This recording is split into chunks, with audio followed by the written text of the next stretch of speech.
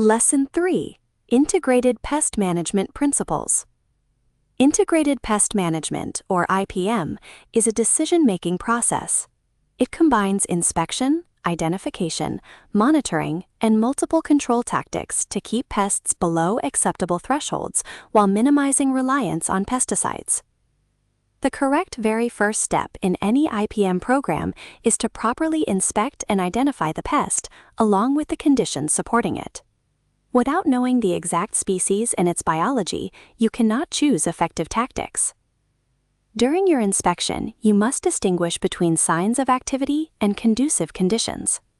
A sign is direct evidence of a pest, like droppings, cast skins, or live insects.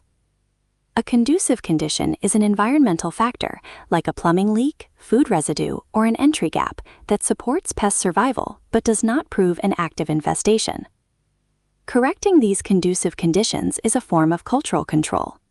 For example, sealing entry points and gaps physically prevents pests from entering, offering long-lasting, cost-effective, non-chemical protection. When a pesticide is necessary, techniques like crack and crevice application are preferred indoors.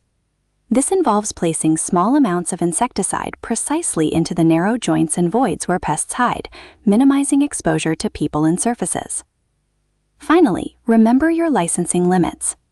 As a Branch 2 field representative, you handle general household and structural pests. If you encounter subterranean termite mud tubes or other wood-destroying organisms during a Branch 2 service, you must recognize that this falls under Branch 3. You should identify the issue and appropriately refer the finding to a Branch 3 operation rather than performing the work yourself.